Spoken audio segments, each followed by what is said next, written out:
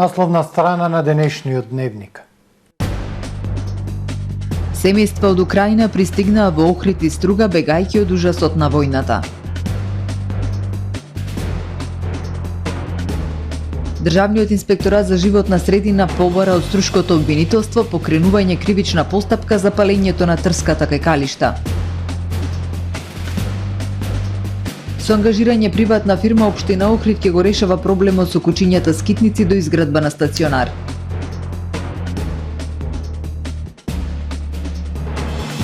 Во Охрид се одбележа светскиот ден на метеорологијата.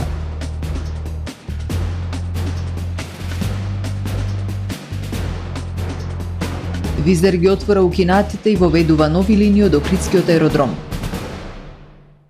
Дневникот вообичаено започнува по временската прогноза. Останете со нас.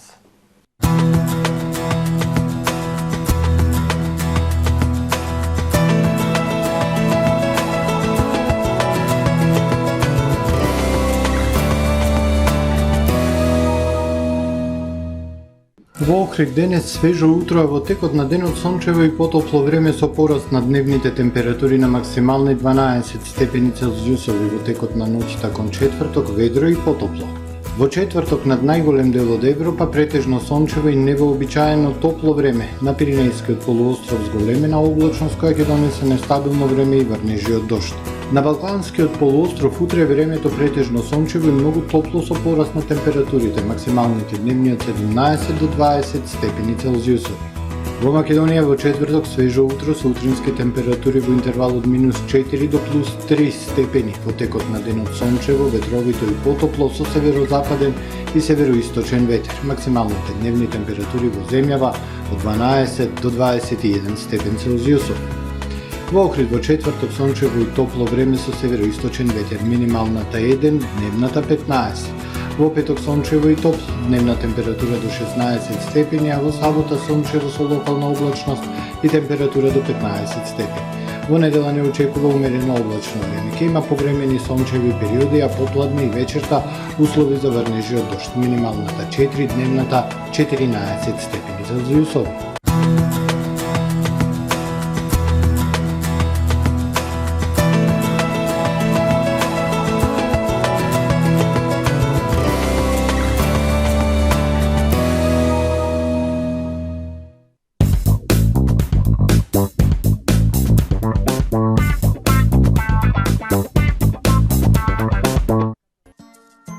Атва Хом Центар на нова локација. Во новиот продажен простор уште поуспешно ја остваруваме нашата мисија на едно место да обезбедиме широка понуда на производи кои ќе го подобрат и разубават вашето секојдневие. Уредете го вашиот дом, деловен простор или градина без да го оптоварите домашниот буџет. Купувајте по најпристапни цени и со постојани промотивни акции. Во нашиот салон ќе ги пронајдете најбавите и најкреативни подароци за секоја пригода. Атва Хом Центар. Добре дојдовте во светот на Кармен Бау Центар. Во беспрекорно уреден продажен простор, купувањето во еден Бау Центар никогаш не било попријатно. Со гордост ви го представуваме нашиот шоурум Мараци со најголем избор на плочки од мараци и санитарија од светски познатите брендови Грое, Колпасан, Идеал Стандард, Рока, Унитас. На располагање ви е нашиот архитект кој ќе ви помогне во осмислување на вашиот проект. Располагаме со најбогатата палета на ламинат во државава. Одберете од 100 различни дизајни на Swiss Chrono. Покрај стандардниот избор на фасадните системи Knauf и Бекамент, ви нудиме богат избор на професионален алат на реномираните производители Bosch и Divol. Кармен Бау Центар на улица Железничка.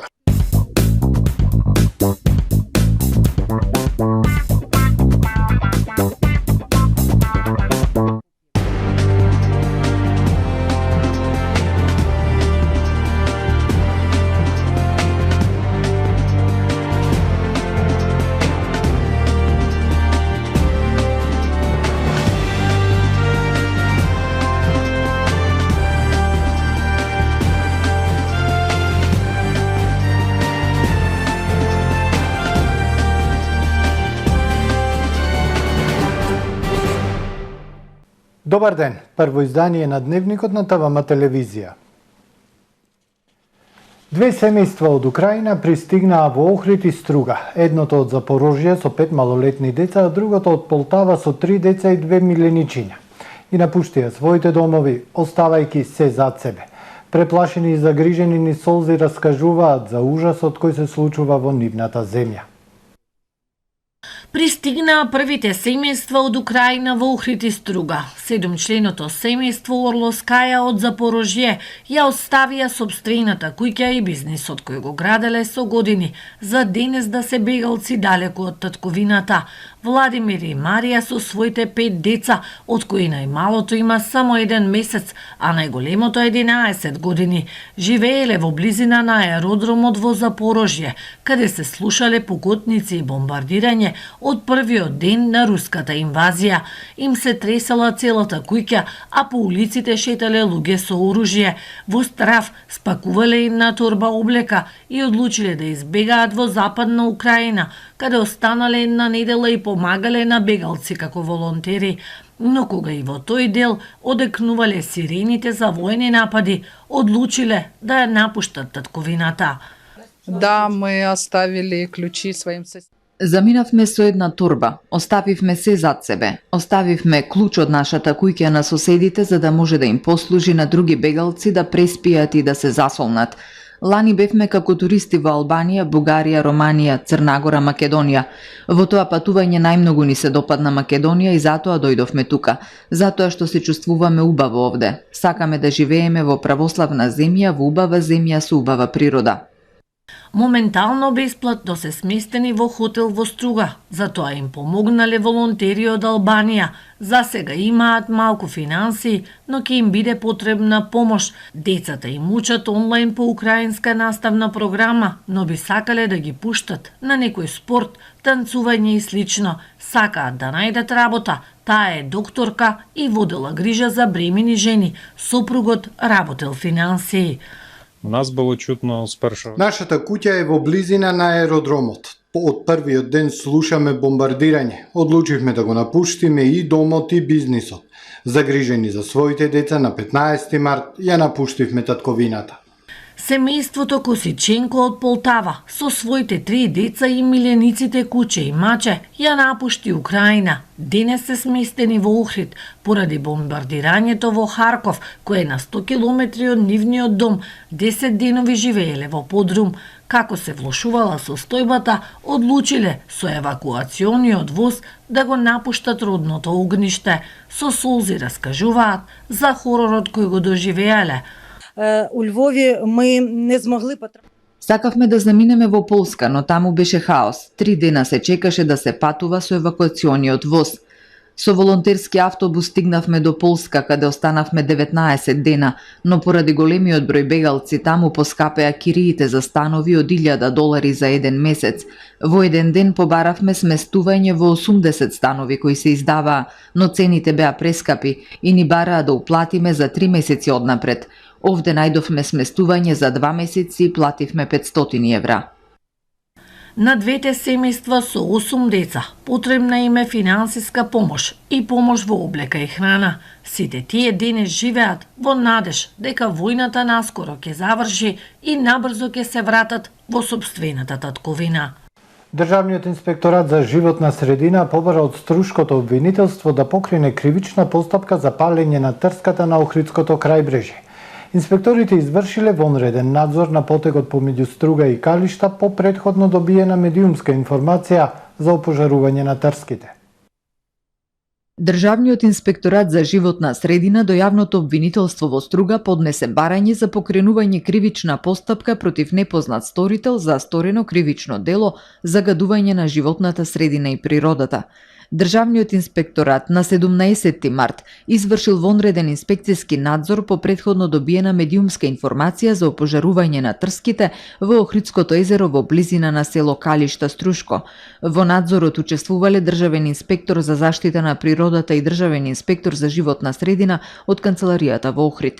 Инспекцијскиот надзор е извршен на потегот помеѓу Струга и село Калишта, каде што при увидот со записник е констатирано дека на брегот од Охридското езеро има уништување на трска и друга вегетација со опожарување во должина од околу 450 метри и ширина од 50 метри лево од пешачката патека која води од Струга кон Калишта, а десно помеѓу патеката и регионалниот пат Струга-Калишта имаше запалена вегетација на две локации.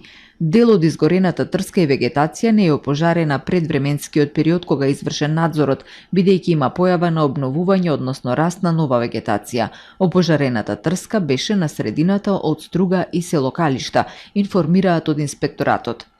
Со оглед на општинските надлежности кои произлегуваат од Законот за управување со природно и културно наследство во Охридскиот регион, инспекторатот доставил допис и до општина Струга со укажување дека општината е одговорна за управување и спроведување на мерки и активности за заштита и промовирање на светското природно и културно наследство на Охридскиот регион и спречување на активности кои негативно влијаат врз неговите исклучителни вредности.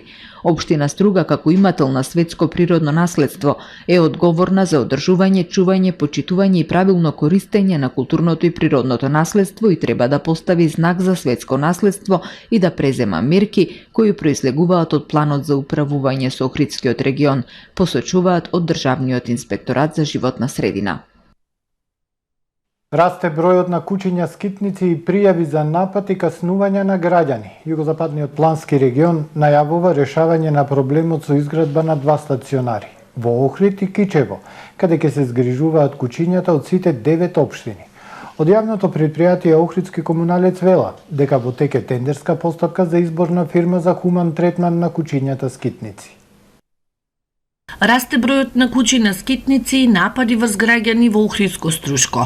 Во Струшката болница лани дури 52 лица биле примени за третман по угриз од бездомно куче. Од почетокот на годинава лекарска помош побарале 11 лица, но само 2 случаи го пријавиле во полиција.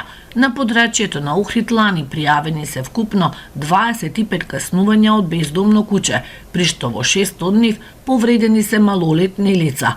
Најчесто уличните кучиња кои ги има во огромен број во повеќе глутници напаѓаат деца. Од почетокот на оваа година до денеска на подрачјето на Охрид и Струга евидентирани се 3 напади и каснувања на кучиња скитници врз граѓани. Сите 3 биле на малолетни лица.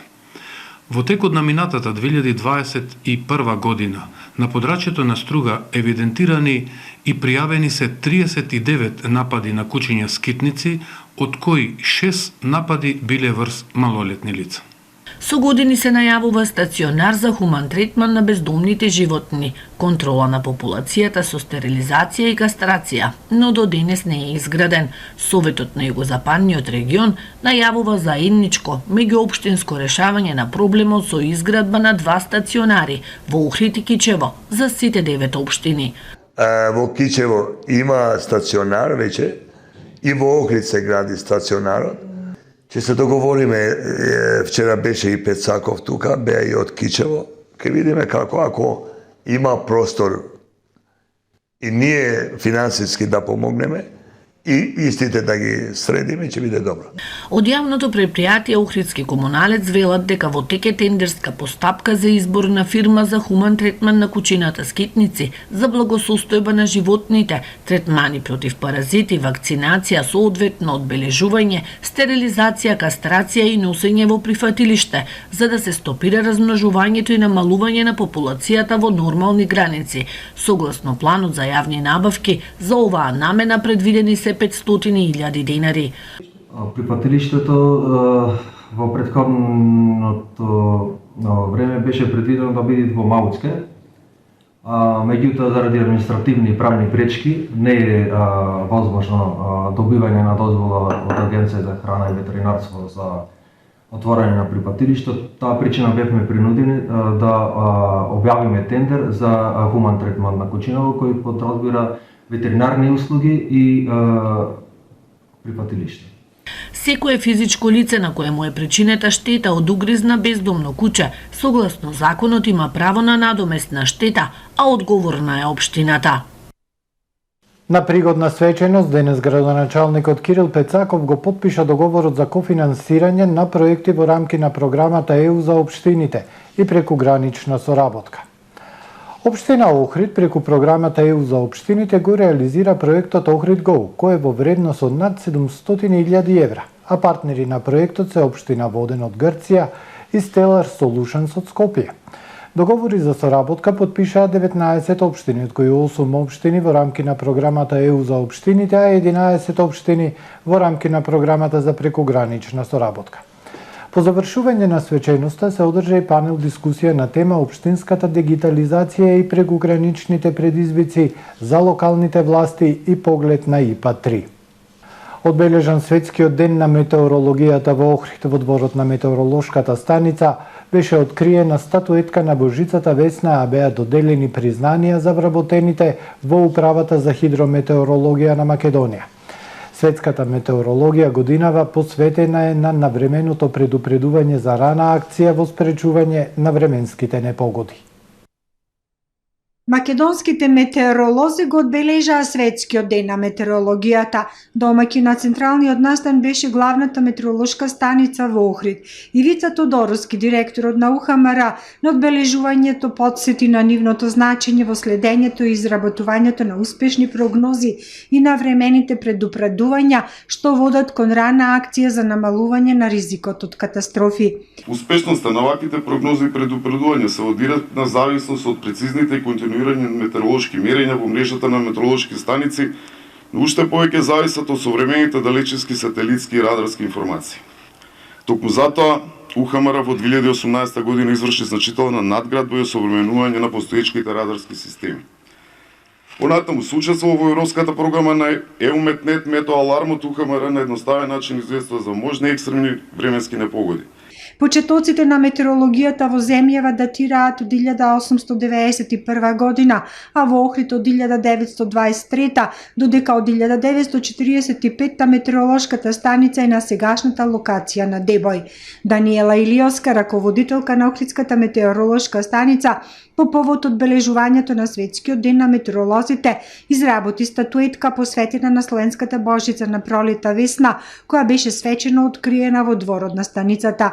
Статуетката е висока 3,5 метри, изработена е од 1891 шишарка и од други природни материјали. За да ја изработи, на Илиоска и биле потребни 6 месеци. Жена направив, бидејќи зборот метеорологија е од женски род и повеќето циклони има женски имиња.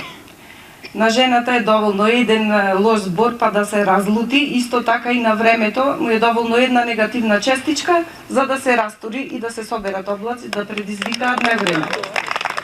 Во Охридската метеоролошка архива се забележени податоците за рекордната највисока температура на воздухот од 37,5 степени во месец јуни 2007 година, најниската температура од минус 17,2 степени регистрирана во јануари 1954 година. Забележани се во еден ден наврнати 90 милилитри дожд и 78 дена последователна суша без капка дожд. Вчера во СВР Охрид пријавено е дека 63 годишниот охриѓанец Владо Ќосевски се оддалечил од семејниот дом. Се преземаат мерки за негово пронаоѓање, информираат од СВР Охрид. Семејството со апел за помош од граѓаните да се пронајде Ќосевски. Тој бил виден на градскиот кеј во близина на хотелот Тино. Бил излезен на пешачење, облечен е во темно сина јакна, темно сиви фармерки, плави патики, а носел и плетено капче. Се замолуваат сите граѓани, доколку го виделе или имаат информации кои можат да помогнат за негово пронаоѓање, веднаш да се јават на телефонскиот број 075 424 255. Визер воведува 2 нови и реотвора 7 линии од Скопје и од Охрид. Нискобуџетната авиокомпанија Визер најави постепено повторно отворање на 7 линии и воведување 2 нови од Скопје и Охрид до дестинации во 7 држави, почнувајќи од март и мај. Македонците повторно ќе може да летаат од Скопје до Билунд, Бремен, Рим, Чампино, Турку и Векше и од Охрид до Фридрихсхафен и Меминген. Дополнително Визер ќе започне со работа на две нови линии – Охрид, Лондон, Лутон и Скопје, Малта. Овие рути се надополнуваат на постоечките од аеродромите во Македонија до популарни дестинации, соопшти Визер. Авиолиниите Охрид, Фридрихсхафен и Охрид, Мемингем почнуваат од 28 март, а од тој датум ќе се лета и на рутата Скопје, Билунд. За Охрид, Лондон, Лутон, Скопје, Рим, Чампино и Скопје, Турку, како стартен датум е 21 март, а 23 мај за Скопје, Бремен, Скопје, Малта и Скопје, Векше. Местата за повторно отворените рути се веќе достапни онлайн на vizer.com и преку мобилната апликација. Со летниот распоред на летање што стартува на 28 месецов покрај новата авиолинија Скопје-Софија на аеродромите во државава се враќаат неколку рути што функционираа пред ковид пандемијата. Од утре, 24 март, четврток, во населбата Христо Узунов на кракот кон кулите и кон ординацијата доктор Алексиевски ќе се изведуваат градежни активности. Се замолуваат жителите на населбата и граѓаните кои гравитираат на овој потек да ги отстранат паркираните возила заради непречено и безбедно одвивање на градежните активности. Градежните активности ќе ги изведува Доел Марковски. Во продолжение вестите од светот. Американскиот претседател Џозеф Бајден ќе им се придружи на сојузниците во примената на дополнителните санкции против Русија за нејзината инвазија на Украина и заострувањето на постојните за време на неговото патување во Европа неделава, изјави советникот за национална безбедност Џејк Саливан. Бајден денес ќе отпатува со американскиот секретар за одбрана Лојд Остин во Брисел, каде во седиштето на НАТО и Европската унија ќе има состаноци во четврток со колегите лидери. Потоа тој планира да отпатува во Варшава во знак на поддршка за сојузникот која дели границата со Украина. Вети дека нема да испраќа американски војници во Украина, но исто така вети дека ќе ја задржи својата посветеност да ги брани членките на НАТО доколку бидат нападнати. Испраќањето мировници на НАТО во Украина би довело до директна конфронтација меѓу руските вооружени сили и алијансата, изјави шефот на руската дипломатија Сергеј Лавров. Тој рече дека преговорите со Украина се тешки бидејќи Киев постојано ја менува својата позиција. Русија ќе бара од Украина да го укине законодавството насочено против населението кое зборува руски. Додаде тој, се осврна и на напорите на Западот да испумпува оружје во Украина, велики дека Западот очекува да ја задржи Русија во состојба на непријателство колку е можно подолго. Сегашната русофобија во западните земји е пресуда на непријателства на западната цивилизација, додаде тој, зборувајќи за санкциите кои Западот ги воведе кон Русија, рече дека замрзнувањето на резервите на Руската централна банка на Запад стана обична кражба. Најмалку 3 лица загинаа во напад со нож во Бершева, град во пустината Негев во јужен Израел. Маж влегол во трговски кварт во градот и со нож ранил цивили, соопштила израелската полиција, сомневајќи се дека станува збор за терористички чин. Според полицијата, осомничениот избол жена со нож, а потоа удрил во велосипедист. Продолжил да вози кон трговскиот центар каде излегол од автомобилот и со нож изборил уште една жена и маж. Цивилите кои се нашли на лице место отвориле оган во правец на напаѓачот и успеале да го неутрализираат, додала израелската полиција. Центарот Маген Дейвид Адом, кој израелски еквивалент на Црвениот крст, потврди дека се убиени 3 лица. Најмалку едно лице загина кога големо торнадо го погоди Њу Орлеанс, најголемиот град во сојузната држава Луизијана. За време на торнадото уништени се неколку куќи, а уништени се и неколку далноводи. Нема официјални податоци за бројот на повредени. Голем дел од Луизијана се уште закрепнува од ураганот Ајда, која погоди американската сојузна држава минатиот август како ураган од 4-та категорија, уништувајќи ги руралните заедници јужно од Њу Орлеанс и убивајќи повеќе од 100 луѓе на југот и на Карибите. Ова е се во првиот дневник на ТВМ. Ви благодарам што не следевте. Пријатно.